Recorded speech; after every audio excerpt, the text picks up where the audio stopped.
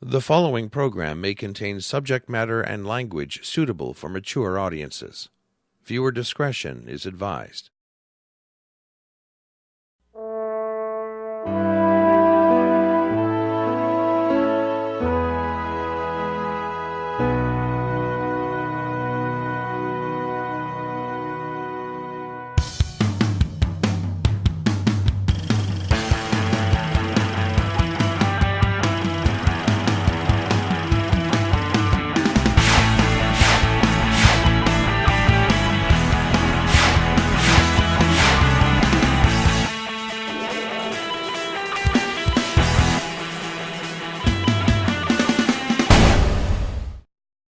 And welcome back to another edition of The Meltdown. He's Norm. And he's Jeff. Liar. No, you're a liar. You're a liar. No, you lied. Actually, we're all talking about liars today. Today's episode is Liar, Liar, Pants on Fire. And, do you lie a lot, Jeff? I know it's a crazy question to ask you right out of the gate, but are you like a habitual liar? Are you a constant liar? Do you lie about everything? Yes. Right, so... But maybe I mean no. No, I'm not a habitual liar. I'm not a habitual liar, but I do lie every once in a while, as everybody does. Yeah. Oh, wow. You know what? A lot of people wouldn't admit that, but we all do it. Yeah. We all do. And we've got some fun facts about lying, 10 surprising facts that you might not know about lying. Lou Saracino will be here to give us his take on liars, and then we've got some stupidness, some lies that people actually believed. So let's kick off the show, as we always do, with some Meltdown fun facts. So, as promised, here are 10 totally surprising truths about lying. See, I wasn't lying when I said I had 10 surprising... You were very truthful I about was. that. I was, I'm telling you the truth. First, people lie more in writing. Did you know that? According to U.S. News, people lie way more in writing than face-to-face. We lie most on emails, then in chats or text messages, and the least in person. In writing, you don't have to worry about mannerisms, and it's just less personal and guilt-inducing. So it's just easier to lie. Now, everybody's always saying, well, it was just a white lie. It was just a white lie, right? Sometimes you don't tell someone the truth because it's actually better not to. You know, been in that situation? Yeah, of course, yeah. Yeah. Yes, I have, certainly. They say the psychology of lying is that you tend to look away when you're lying. Look to the left. Did you know that? You look to the left when you're lying. That's a good acting tip for me. Look up and right when you're trying to recall something, and then you look to the left when you're lying. That makes sense. Yeah, that's why I never ever look to the left, even if I'm lying. Okay, here's another one. We don't think bearded people lie as much. So Jeff, you lie more than me. Yeah. That's the perception, right? Yeah. Okay. A recent study showed that we are more trusting of bearded men rather than clean-shaven men, with them apparently coming across with higher charisma and reliability. We are less likely to think that a bearded person is stretching the truth. And honestly, look at me. Could I lie to you? Yeah, maybe that's why beards are in style these days. Because people who want to get away with lying, they grow the beard, so people will be less likely to think that they're lying. It's possible. Yeah. Anything's possible. Let's go to the next fact. Lying doesn't come naturally.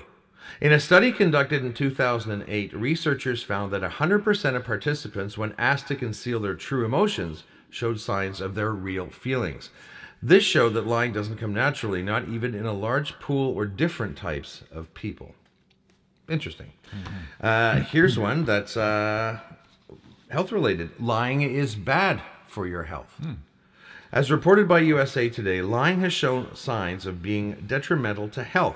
This is due in part to the fact that lying adds stress to your life, which can take a huge toll on your physical well-being. So what do you think of that? Yeah, well, it makes sense because I guess maybe there's a guilt feeling associated with it. Yeah. And especially if, say, you're lying to someone, a loved one, for example, and you want to be honest. Most people want to be honest with those they love. And so I can see how the guilt would weigh on you, even if it's maybe just a small lie, so to speak, a so-called white lie.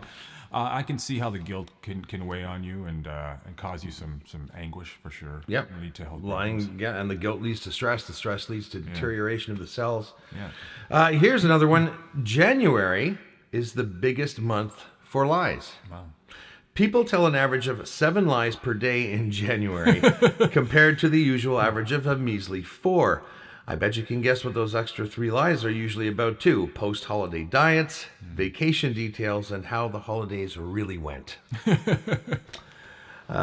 Here's another one. Liars use fewer and smaller words. Due to the psychological toll that lying takes on a person, liars are bound to use fewer, more tentative words when speaking. There's only so much brain power to go around, and a ton of it goes directly to concocting and performing the lie rather than to an impressive vocabulary.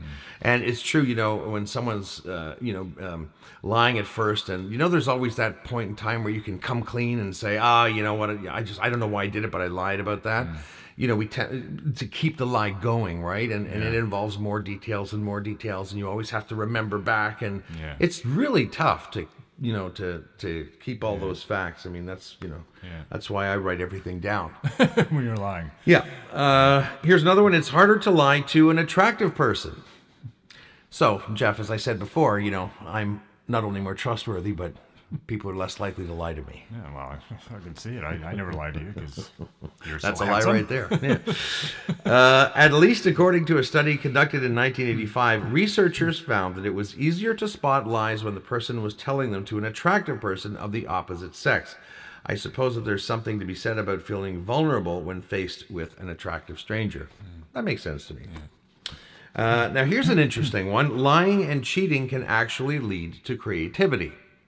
A study published in 2014 suggests that cheating and creativity both share the need to break rules and move outside of your comfort zone. Therefore, cheating or lying can inspire someone temporarily to be a bit more creative. This doesn't mean that creative people are more likely to cheat or lie, just that anyone who cheats may get a little burst of creativity.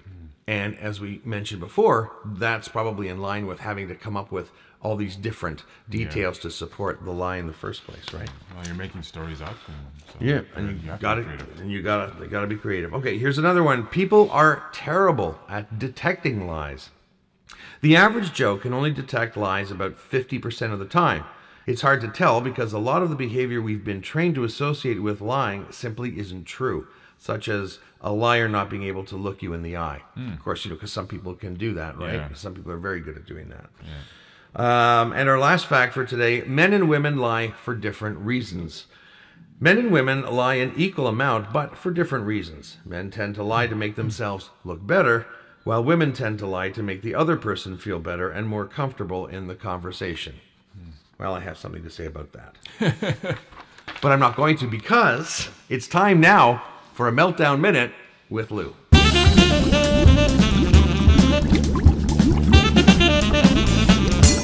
Here's what I hate about liars. I just don't understand the point. There's so much more you have to keep track of when you're lying. If you look at somebody like the esteemed leader-in-chief to the south, the guy's made lying a professional job. It is remarkable to me. Then people call him out on it and we're still like, well, he's lying. Well, yeah, what are you going to do? What are you going to do? People lie. Lying is the only thing where they actually wrote a phrase for how bad it is. Liar, liar, pants on fire. Admittedly, I don't understand the phrase. I'm not sure the correlation between lying and your pants spontaneously combusting. Because if that were the case, none of us would have pants on. That's really my point about lying. And I'm almost sure people have been lying way back as far as there have been people, right? I can assure you that when they were building the pyramids, right?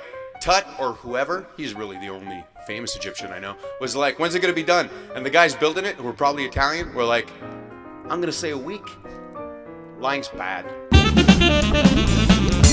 Thanks, Lou, and let's go right to Jeff. You have a story about lying. There's, the chronic liar, the person that it's obvious that they're always lying. Yes. They have these stories, they're 30 years old, but they have enough stories that, they'd have to actually be 80 years old to have done everything they say they have done. And I remember when I was in radio broadcasting at Algonquin College many years ago, there's one guy, I don't even remember his name, actually a very nice guy, very friendly guy, but he lied about everything. He's met every rock star in the world. He was about, I don't know, I'm going to say 22, 23 years old at the time. He's done enough for an 82-year-old to have done. And he worked on broadcasts. We used to broadcast in the Nepean Raiders, minor junior A hockey here in Ottawa. And he was one of the color commentators and an excellent color commentator, did a really good job in the hockey games. But anyways, he would lie about a lot of various things, not so much on the air, but off the air. And he'd claimed that he once played for the Canada Selects in the Central Junior Hockey League. And so anyways, I said, really? I don't think you have. Because I kind of knew the history of the teams. And he just said, oh, yeah, no, I did. So anyways, we had this game at Earl Armstrong Arena where the Gloucester Rangers play their home games. And he said, oh, I don't know where that is. I said, but you used to play for the Canada Selects. They play in the same league. Oh, yeah, well, I didn't drive there. Well, who drove you there? Well, my dad drove me there. Well, what, did you have your eyes closed? Like, so the fact that he didn't know where the Earl Armstrong Arena was meant that he could not possibly have played for Canada. But yeah, he just reacted blankly to me, like, yeah, okay, let's move on to the next topic. Gee, who else does that? Oh, I know, Donald Trump. Yeah. And speaking of lies and the people who believe them, here are some examples in our Meltdown Stupidness. Okay, so actual people shared the stupidest lies they've ever believed. Here's the first one. My dad's co-worker's son had somehow convinced me that he was the drummer from Green Day. He was a 13-year-old Chinese guy. So, and of course, if you know Green Day, he's not a 13-year-old Chinese guy. Here's another one. That my female roommate had lost her grandmother and was seeing her ghost at night, so she slept in our male roommate's room every night because she was scared. I was so naive. Clearly something else going on. I didn't have to say that. Here's another one. When I was about 9, my dad told me that someday I'd get my period and went into detail about the whole process. He made it seem pretty terrifying, and I believed him. I'm a guy. You know, I'm a dad like that too. I've messed with my kids because you can, right? Yeah. Because they'll believe anything you say, which I love. Here's one. When I asked my mother where babies came from, she told me Jewel, like Jewel Osco, the grocery store. I asked her where you could get them from because I've never seen a baby department. She said they're in a big freezer section where they keep the meat. You just tell them what kind of baby you want and they go in the back and thaw it out. That's why they come wrapped in a blanket, because they're so cold. I was terrified of the butcher section for years. And my mom. Deep frozen babies. Yeah, it's kind of nutty. All right, here we go. Another one. I asked my father why we only got pineapple occasionally. He explained to me that it is illegal to keep pineapples in captivity, and it was only legal to hunt them during certain times of the year. Very hard to catch and dangerous when cornered. Oh, yeah. Well, they're prickly. Yeah. Have you had a run-in with a pineapple? With a dangerous pineapple? Yeah, but you just walk away, keep a cool head, and everything's fine. Yeah. I was just going to say the same thing. Here's another one. I was always told I was left-handed because I came out of my dad's left testicle. It made so much sense to an 8-year-old. So. Men giving birth, having periods. Well, no, he didn't give birth to the kid, but this I see what sperm came out of the left testicle. Okay, now I get it. Sorry, yeah. I'm not up on my biology apparently. Here's the last lie that someone believed that we have for today. My parents told me that the world was in black and white until color TV was invented. Well, it's true. Look at old movies, except for the ones that are in color. Yeah, because okay. Here's something. Here are 4 big lies you can't undo at the office, so don't ever tell them. Now, Jeff, you don't really have an office job, right? No, I don't have an office job, but I know the mentality. I've had office jobs in the past. So here are 4 things never to do. Don't lie about these things because you're screwed if you do. Number 1, claiming you're going to a funeral when you've really got a job interview. Now, this ties into our topic very well, because if you're ever asked about details, where was the funeral? Who was it? Then you've got to start creating all of these lies, and then you got to start remembering them, right? And it also might, God forbid the person you said died actually does die, and you actually have to go to that person's funeral. Can you imagine that? Well, we got to go twice. They didn't do it right the first time. What can I say? Yeah. Number 2, blaming your being late for work on a non-existent illness when you actually slept through your alarm. Well, this is dangerous for a number of reasons, but probably primarily because if someone questions you about the illness, you have to know everything about it, or once again, make up a lot of shit and then remember what shit you made up. So don't do that. Just don't. No. Number 3, touting skills you don't really have just to impress your boss, who eventually asks you to use that skill. Oh, I didn't know you were good at using Excel. Here, I need these done. Yes, you will be caught eventually. Oh God, right off the bat, man. That's I don't know why anybody would do any of these things. I mean, of course, probably because if you told your boss you just slept through your alarm, you might get fired. I guess that's probably a motivator. Although, can they really fire you for sleeping through one alarm? Well, once, maybe not. Yeah. Certainly not. But if it's perpetual, then maybe. Yeah. So tell the truth always. At least the first time. Lie the second time. All right. Here's the last thing. Never to do at work in an office. Don't lie about this. Attributing missed work to computer problems when you really just didn't make a deadline. So, you went camping for the weekend instead of getting that proposal ready, and geez, my computer, I don't know, whatever, and then it's quite possible that the IT people in your department will look and say there's nothing wrong with that person's computer. So there you go. Wow, I feel really down now. Like all this lying is really affecting me. Yes, yeah. Actually, I feel great, and I'm glad you could join us on today's show. We are so happy, and that's not a lie, that you joined us today, and we can't wait for you to join us again next week. So until then, have a great week. Cheers. Bye.